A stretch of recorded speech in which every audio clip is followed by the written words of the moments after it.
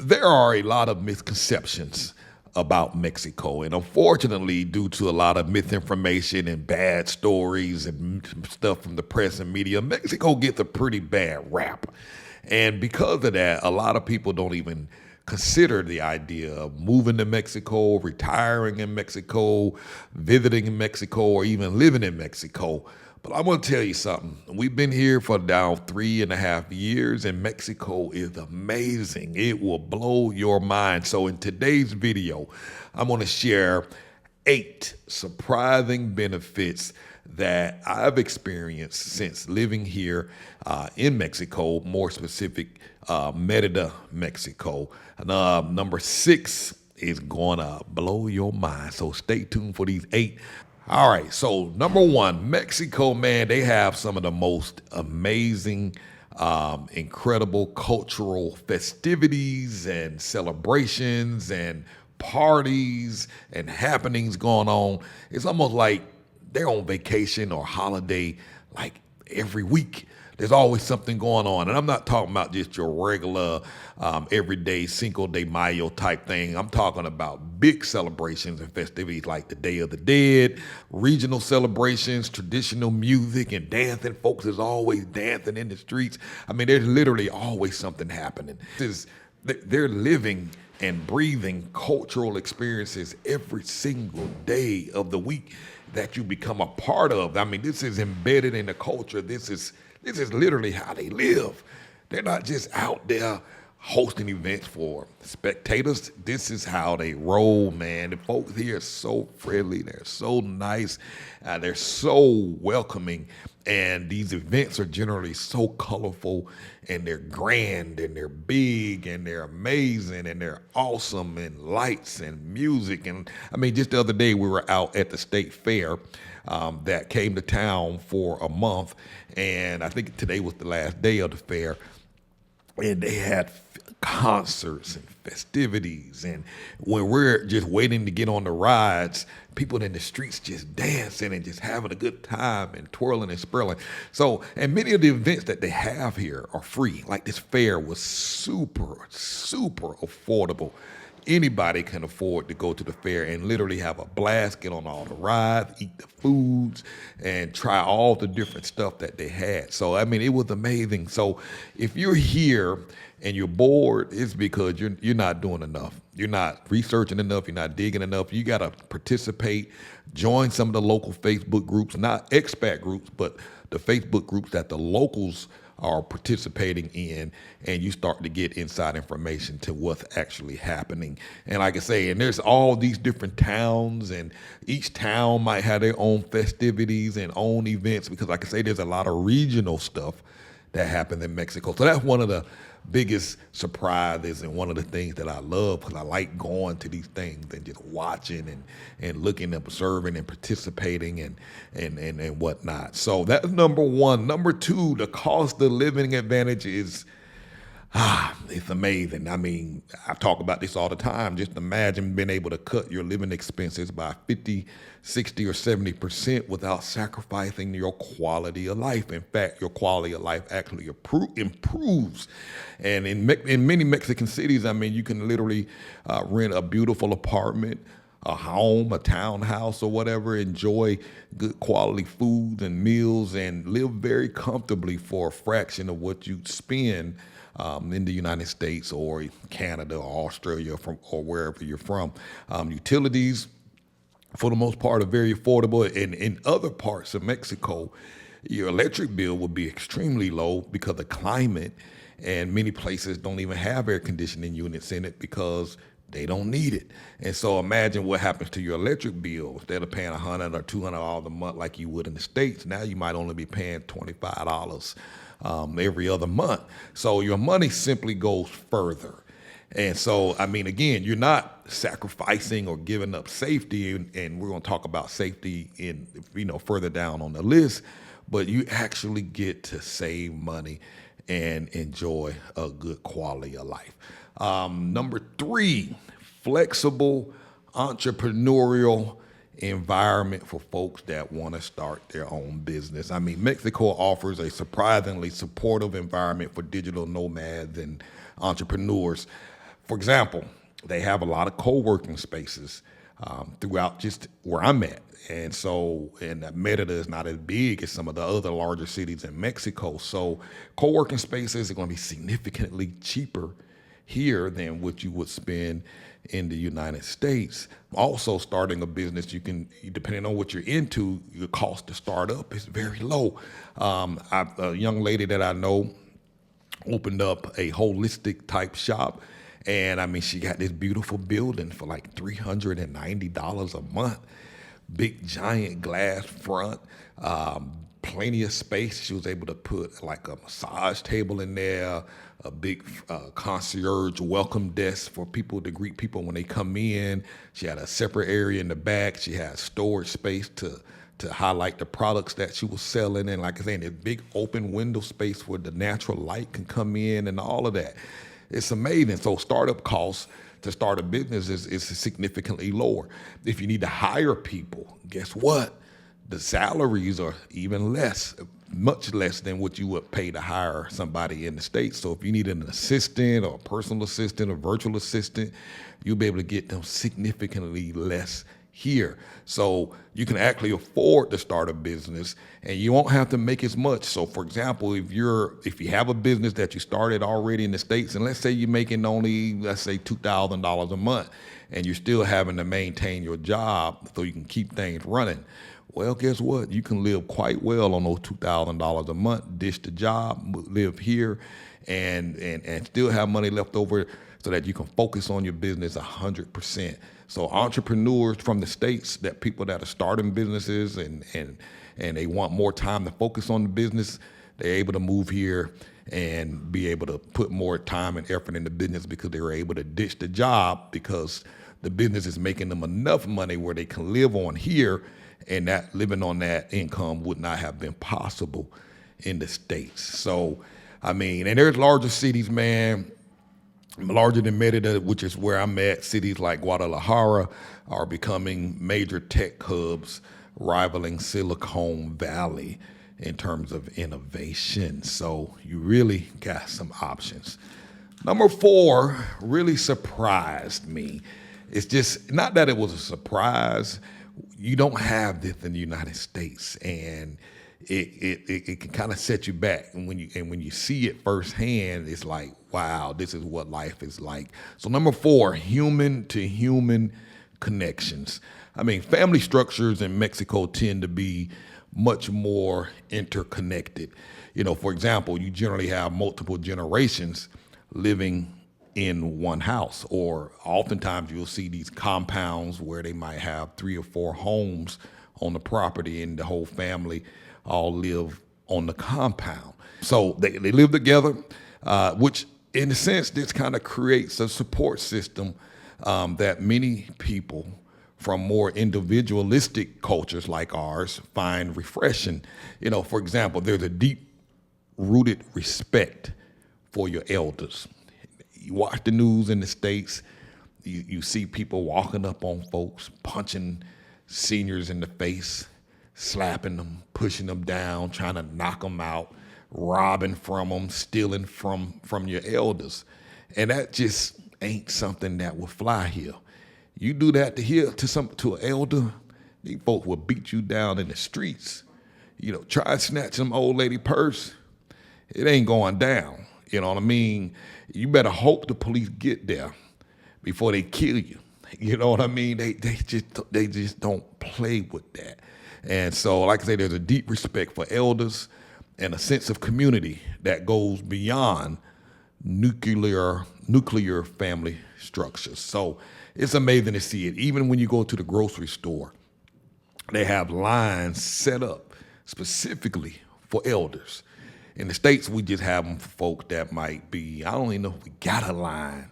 We don't even have no special line for handicapped folk. We have a special parking spot if you have that handicap decal on your car, but they don't have lines in the supermarkets or in the grocery stores or in the mall where if you elder, you go to the front of the line. You go to that line, and that's where you're taken care of. And if you ain't elder, you better not step in that line unless it's empty and the cashier tell you you can come into that line. And not just for elders, pregnant women, they can go into the other. They can go into a special line for them. You know what I mean? I mean, it's just respect for people. Respect for the elder, respect for the pregnant lady that's about to have a baby. They even have special parking just for women that are pregnant, in addition to the handicap decal. So they make it easy. They recognize people are going through different stages of life, and hey, they recognize that. So I really appreciate that. That was something unique to see, and you see it firsthand when you're out here and seeing it. It's an amazing thing. So that's number 4, human to human connections. Number 5, awesome people and friendships. The people here are so kind, and just even the strangers on the street. We've met some incredible people, made some incredible friends, and people here are just so patient, eager to help. Sometimes we'll be in line trying to order something, or before we can even place the order, some folks are already standing behind us, and they just assume that obviously we're not from here. And so they'll step up and say, hey, do you need help placing your order? Do you need me to translate? I speak English. So if you need something, just let me know. That happens more often than that happens more often than not. And it's refreshing to see that people are just so friendly. I thank God that the local people here don't treat us the same way our folks in the States treat Mexicans and other foreigners in the States. Americans, they're not patient to foreigners, especially if they don't speak the language. They yelling at them, they screaming at them, telling them to go back to their country, being just rude and disrespectful. So I thank God they don't treat us the way that our country treats them. Very welcoming people. We made some good friends, and the beauty about it is you don't need a whole lot of friends. You only need 2 or 3. Let me tell you something. The people that are moving here and living here, I'm not talking about the people that are passing through. They different. But the folk that are making the decision to move abroad and live abroad, they different. We different kind of people. We cut from a different fabric because most folks ain't making this type of lifestyle change. They're not making this type of move. They're not making this type of adjustment. So just by moving here and living here, you're different from the crowd. You're not the average guy. You're not the average lady. You're different.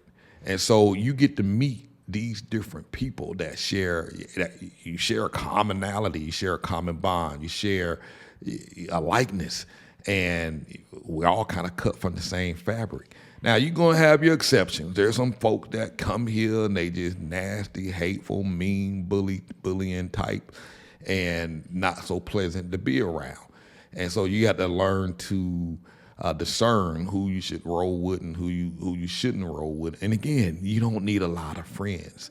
That's the danger. In fact, the more people that you try to become friends with, the more problems you're going to probably have. So you just need 1, 2, 3 good quality friends, and you set. And again, like I say, try to deal with local folks. And if you're going to work it out, hang out with expats, try and deal with the ones that are living here, not ones that are just passing through as a digital nomad, going to be here for 3 weeks and then gone, or be here for 6 months and they gone.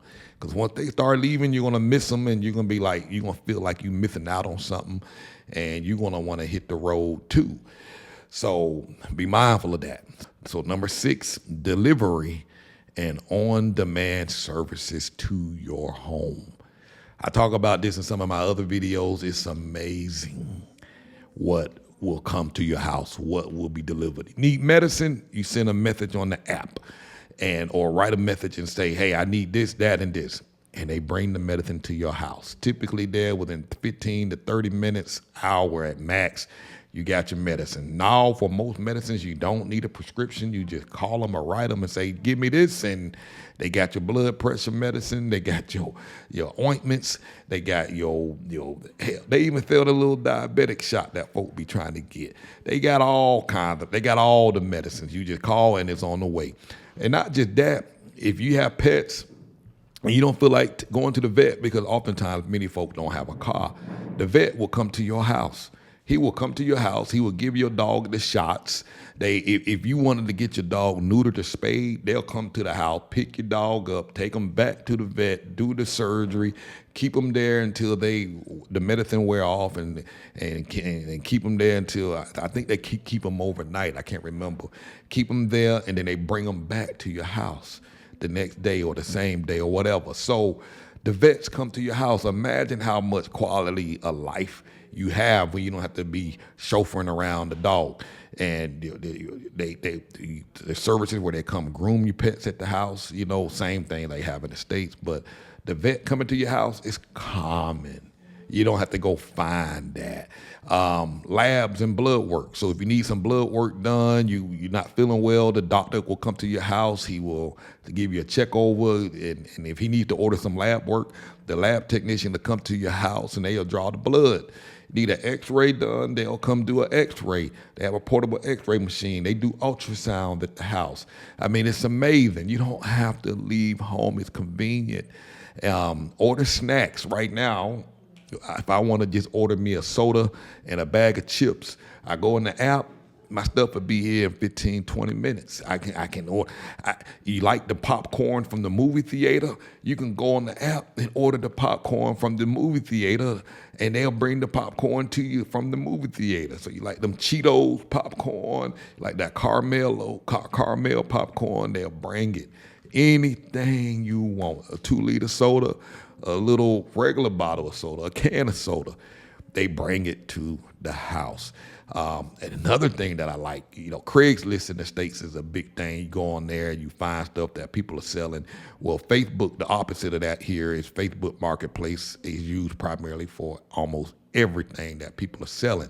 So if you see something on Facebook Marketplace, something big or small, like a dining room table, you can go look at it, or you don't even have to go look at it. They'll bring it to you. You don't have to go figure out how to get it delivered most of the time. Not all the time. Most of the time, they'll say, hey, give me 100 pesos more, which is like $5. They'll bring the dining set to your house. I'm talking about folks that's selling their used stuff, so not from the store.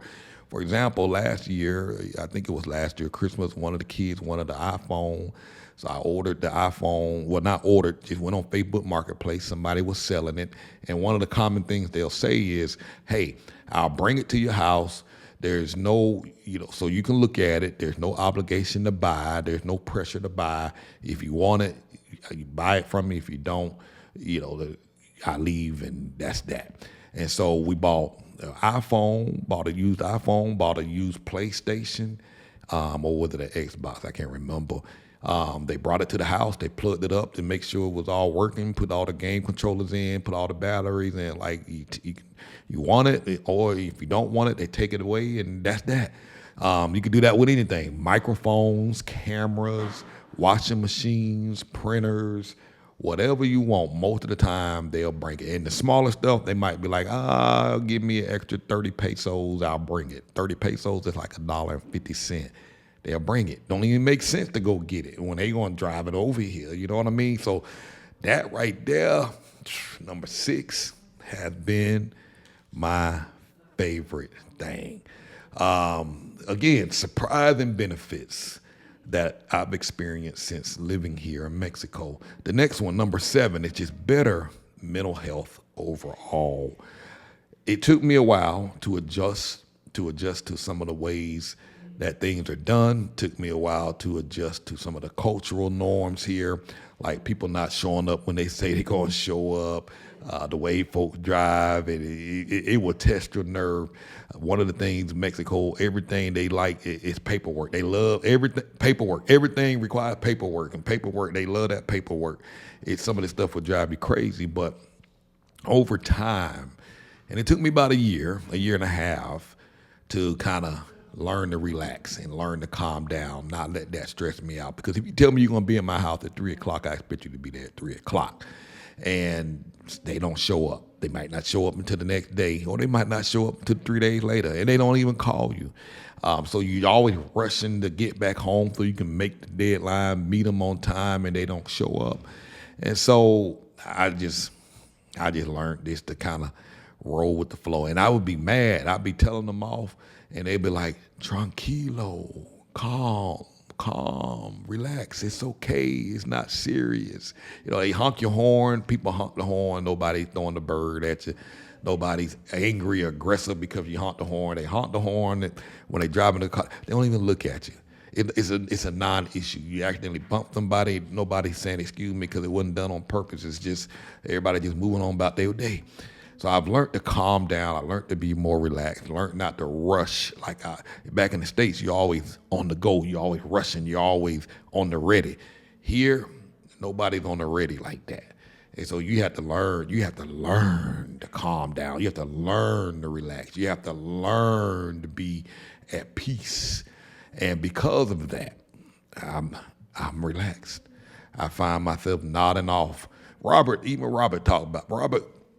This man, sometimes he go to sleep. He go to bed at 6 o'clock in the afternoon. You know what I'm saying? I'm like, Robert, for real, going to bed at 5:30 p.m. Oh yeah, man, to take a nap.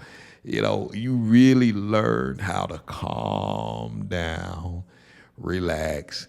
That on the go, always been on the edge, it goes away. Now I find myself telling folks, calm down. And so now when foreigners come, other Americans that we're helping find a house, I'm like, calm down, relax, take it easy. It ain't that serious. Calm. So that's another benefit here.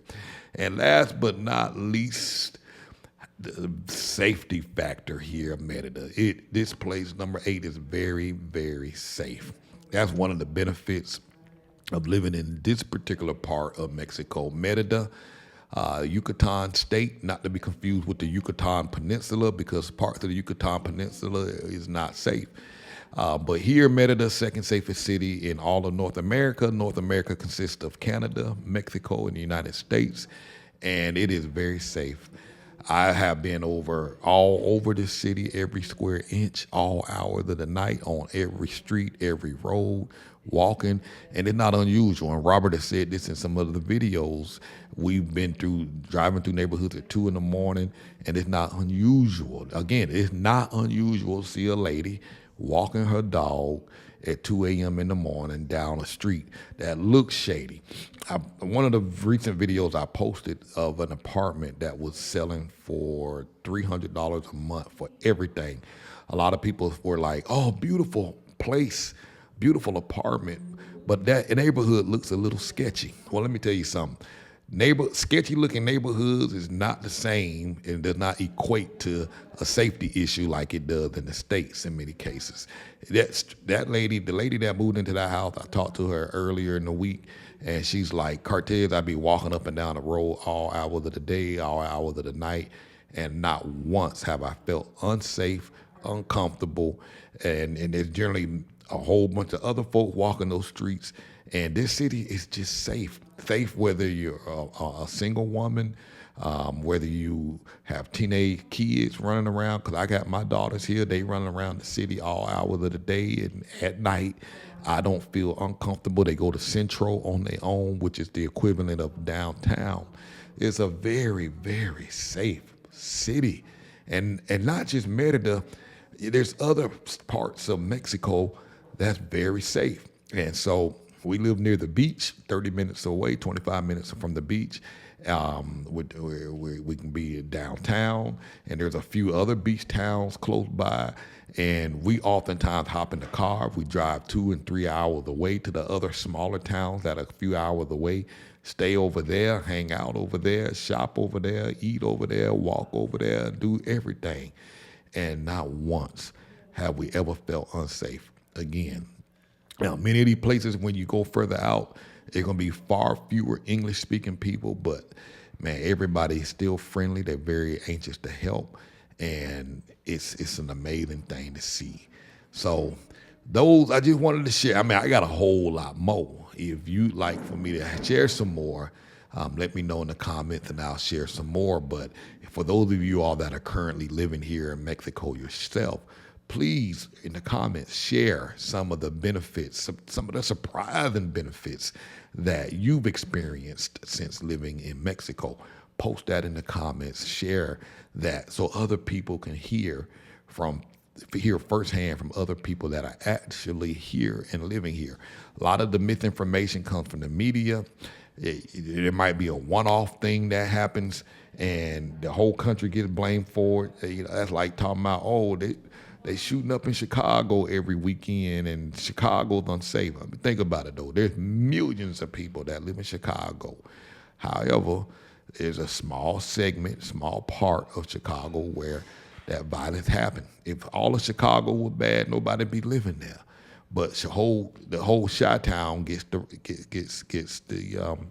tarnished with that. But yet millions of people live there. But and many other folks won't go there because of what they hear in the media. So, and that's the same. There's some bad parts in Mexico cities, some areas that you shouldn't be in, and there's other areas, many areas where it's completely safe. So I hope you found this helpful and valuable. Please, if you found this information useful, hit the like button, share this video, get this out. The more likes that hit the button, more people get this information, and let's get this out there because there's a lot of misinformation out there. And if you're not part of our if you're not on our newsletter, get on our newsletter. It's free, moveabroadandthrive.com, and join our newsletter. We send out free resources and tips to help you plan your move abroad. And again, it's free. And sometimes I just share exclusive content only through the newsletter. So make sure you get on that. If you find our content helpful, consider a donation, Cash App, the $ Cartes Ross, or you can send a Zelle.